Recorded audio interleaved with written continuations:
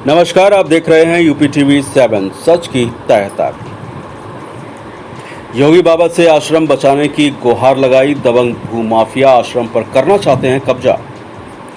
योगी जी को पत्र भेजा गया, महिला आयोग को पत्र भेजा गया, जिले के सभी अधिकारियों को अपनी पीड़ा बताई, यहां तक भाजपा नेताओं से भी न्याय की गुहार लगाई, लेकिन किसी ने भी नहीं सुनी।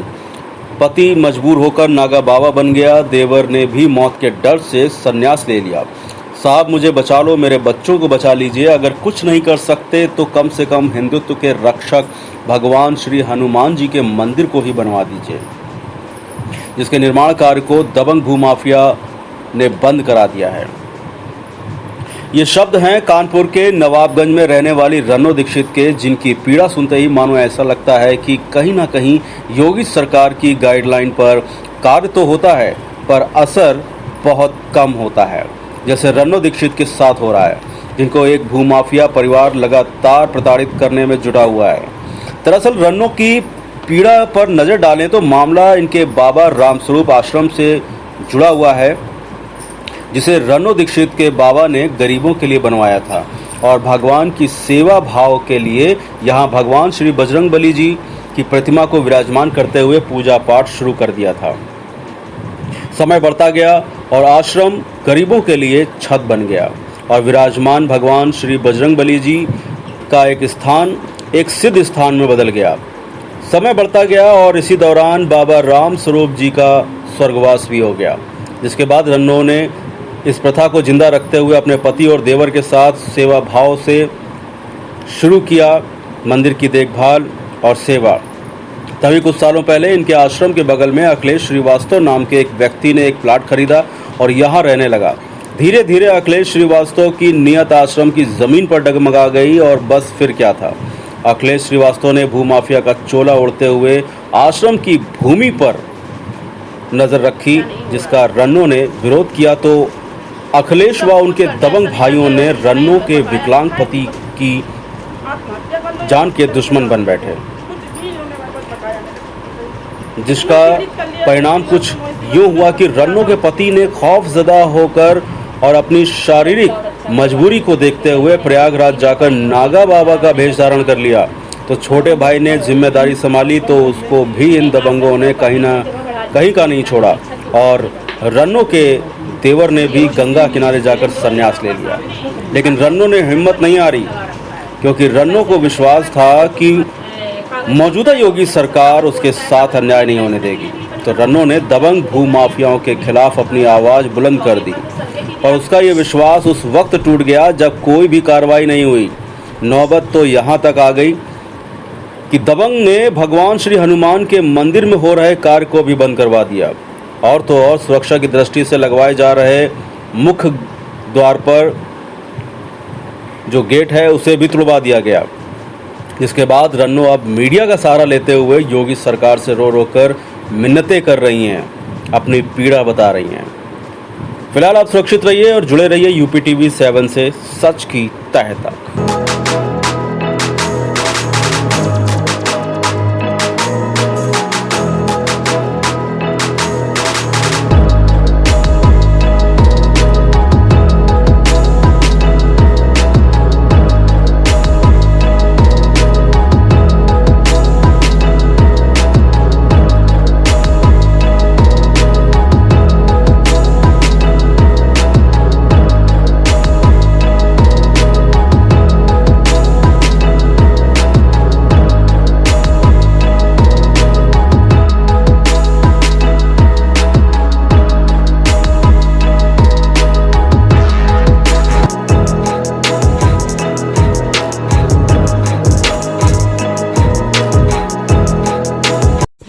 ये राम स्वरूप ब्रह्मचारी आश्रम है और ये हमारे पितिया ससुर थे।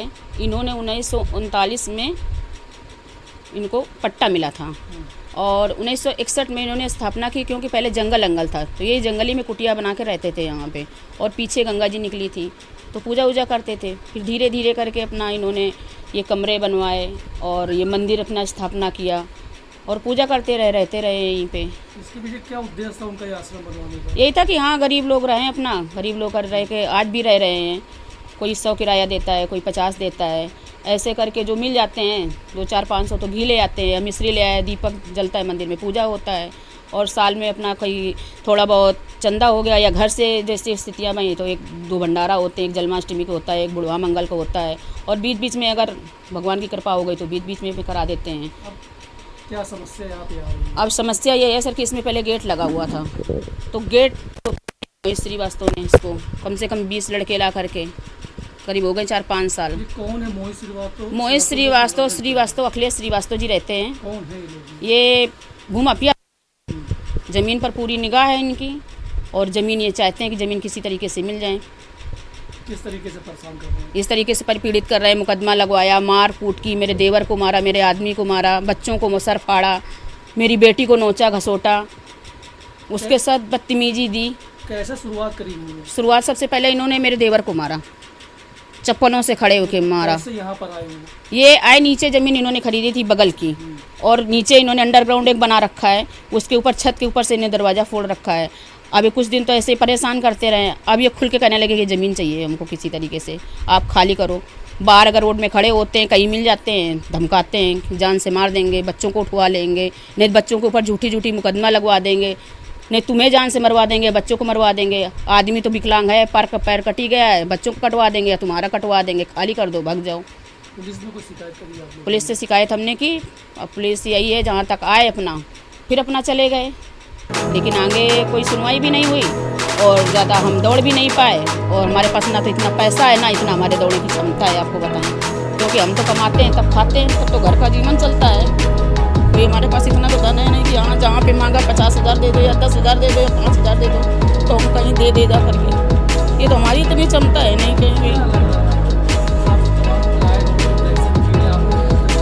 हमें तो दहशत ये महसूस हो रही है कि बस अब आत्महत्या कर लो किसी तरीके, यहाँ रहना या छोड़ दो, ये बच्चों को लेकर के आत्महत्या कर लो यहाँ पे। अब बिल्कुल आत्मा भर गई है, जीने की बिल्कुल इच्छा ही नहीं रह गई, आपको बताएं। यहाँ भाजपा की सरकार है, योगी बैठे हुए हैं, मंदिर मस्जिद अबे हमने अभी योगी को ये पोर्टल क्या बोलते हैं इतना जानते नहीं, क्योंकि इतना पढ़े ले। हाँ हमने उसमें भी डाला, हमारी कोई कार्रवाई नहीं। महिला आयोग में डाला, कमिश्नर में डाला, गृह सचिव में डाला, पुलिस कमिश्नर में डाला, महिला आयोग में माननीय मुख्यमंत्री इसमें भी डाला, सब जगह डाल चुके हैं, लेकिन अभी आज तक तो कोई हमारी सुनवाई हुई नहीं किसी तरीके से भी। और हम बहुत पीड़ित हो चुके हैं, बस हम यही जानते हैं कि हमारा ये आश्रम बचा रहा है, इसका गेट लग जाए, इसमें बाउंड्री हो जाए, चारों तरफ ज़मीन कट रही है, किसी तरीके करके मंदिर बन जाए। देवर हमारे इस समय परमात्मा हो गए हैं, एक टूटा घाट है वहाँ। अब मारा पीटा उसको बर्दाश्त नहीं हुआ, 1 महीने तो गंगा जी किनारे वो पड़े रहे हैं, उनको बहुत बेइज्जती महसूस हुई, बहुत अंतरात्मा है धिक्कार के ऐसा जीवन हमको क्यों मिला कि ब्राह्मण हो गए, श्रीवास्तव को चप्पल खा रहे हैं खड़े होके। पति का हमारा पैर कट गया था, उनको भी इन लोगों ने मारा था कटे पैर में, आपको बताएं। तो पति भी ये हमसे बोले कि तुम मरो यहाँ रहो बच्चों को लेके, हम तो अपनी बेइज्जती करा नहीं पाएंगे, इस तरह की तरीके से तरह जीवन नहीं जी पाएंगे। तो वो भी नागा बन गए, आपको बताएं, महात्मा बन गए, हमारा तो जीवन ही एकदम बर्बाद हो गया। बच्चों के सहारे हम जीते किसी तरीके, अगर बच्चे ना हो तो हम जी ही नहीं सकते, आपको बताएं, ऐसा हमारा जीवन है। ये है कि आज जी रहे हैं, किसी तरह की रोटी खा रहे हैं, चल रहे हैं और दुनिया को दिखाने को हंस रहे हैं, आप ये समझ लीजिए। बाकी हमारे जीवन में कुछ रह ही नहीं गया, इतना इन लोगों ने हमको पीड़ित परेशान कर लिया है, आपको बताएं, बहुत हम परेशान हो चुके हैं।